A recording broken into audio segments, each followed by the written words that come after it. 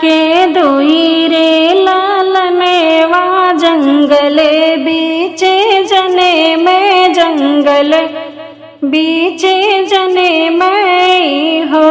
ओ सखिया सीता के नयन पुतरिया कुसुम जैसन सुंदर कुसुम जैसे सुंदर हो। हे सखिया सीता के नयन पुतरिया कुसुम जैसे सुंदर कुसुम जैसे सुंदर हो।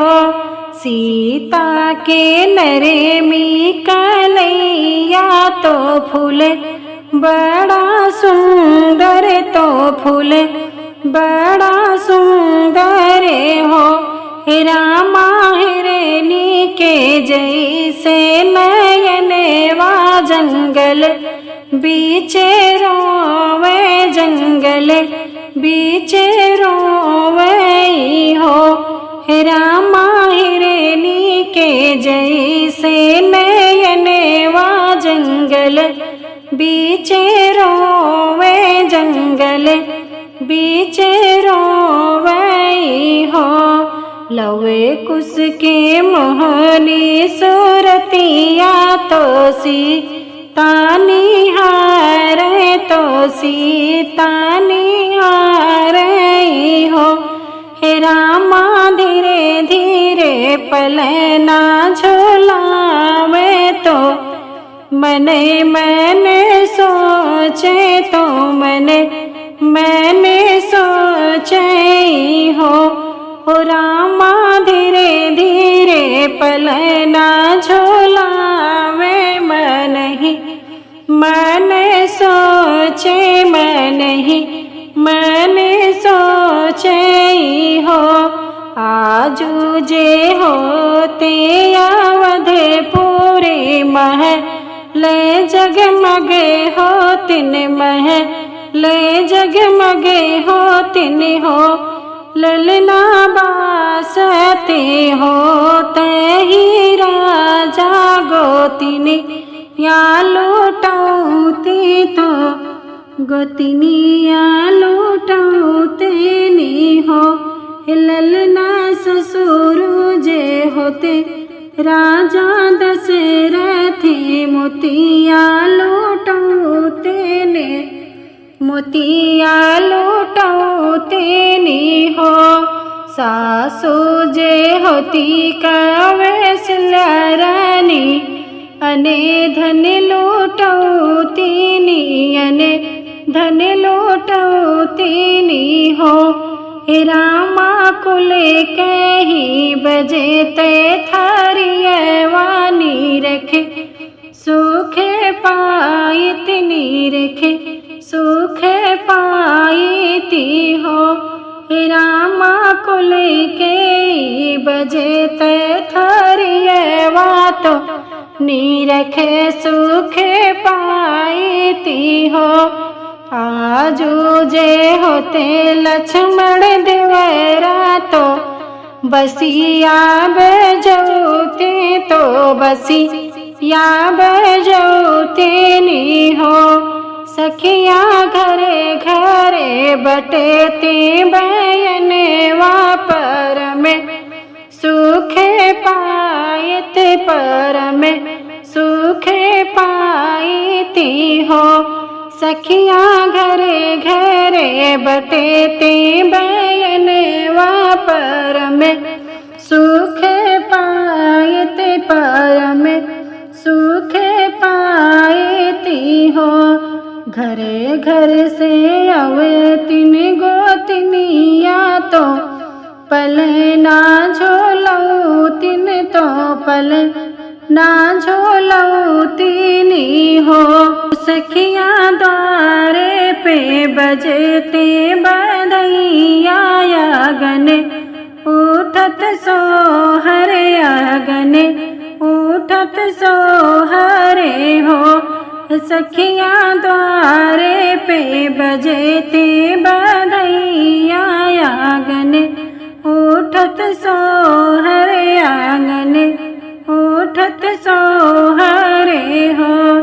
ऋषि वाल्मीकि जी के आश्रय में लव कुश खेले हो, लव कुश खेले हो रामा। धीरे धीरे विद्या पढ़ावे विद्या सिखावे हो रामा। धीरे धीरे विद्या पढ़ावे तो विद्या सिखावे हो। द्वारे से आवे मालिनिया तो रानी से अर्ज करे, रानी से अर्ज करे हो। हे मालिन कवने कवने फुलवा तोड़ियो ये कहो, नाही महक ये कहो, नाही महक हो। हे मालिन कवने कवने फुलवा तोड़ियो ये कहो, नाही महक ये कहो, नाही महक हो। एके तो मैं तोड़ो बयलिया तो दूसरा चमेलिया तो दूसरा चमेलिया हो। हे रानी तू तो बाटू गर्भे गर्भे से तो फूल कैसे महके तो फूल कैसे महके हो। हे रानी तू तो बाटू गर्भे गर्भे से तो फूल कैसे महके तो फूल कैसे महके हो। हे रानी तोरे को खिए भगवान तो फूल कैसे महके तो फूल कैसे महके हो। हे रानी तोरे गोदी खेली है भगवान तो फूल कैसे महके तो फूल कैसे महके हो। इतने बचने सुनी रानी तो मालिन से अर्ज करे, मालिन से अर्ज करे हो। हे मालिन जबे हमरे हुए भगवान तो हरे तो है देबे तो हरे तू है देबे हो। हे बहिनी जबे हमरे गोदी या में खेली है भगवान तो हरे तू है देबे तो हरे तू है देबे हो। चैत के दिन रहे नवमी तो राम जी जन्म ली है, राम जी जन्म ली है हो। हे सखियाँ बजे लागे घरे घरे बाधैया उठने लागे सोहरे उठने लागे सोहर हो।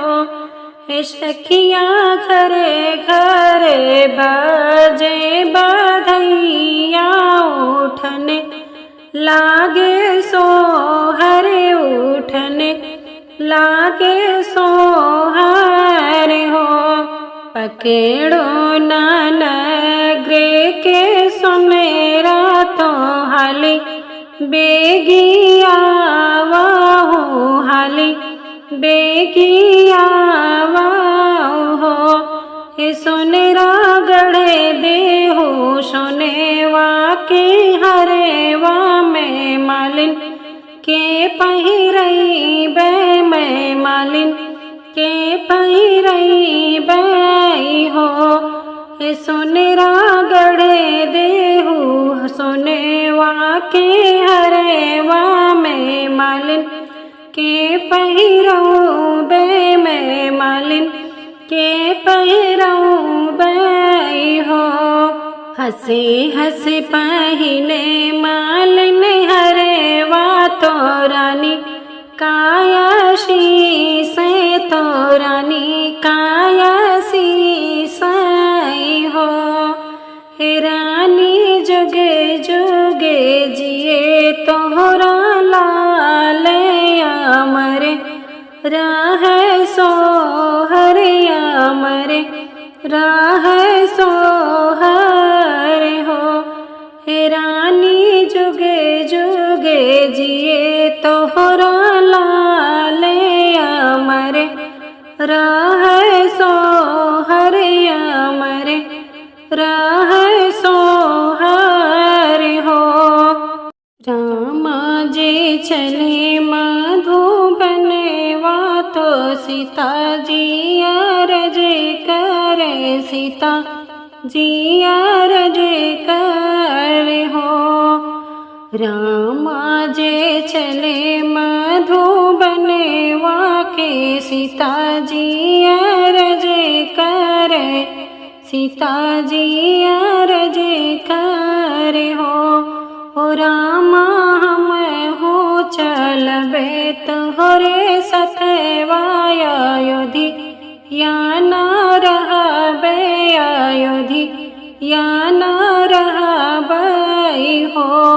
हे रघुबर हम हो चलबे मधुबन वाय अयोधी या न रहबे अयोधी या न रहबे हो।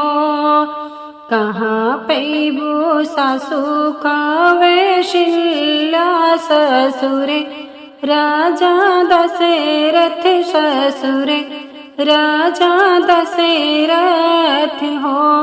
ओ सीता कहाँ पैबू सरयू नहावन वशिष्ठ मुनि के दर्शन वशिष्ठ मुनि के दर्शन हो।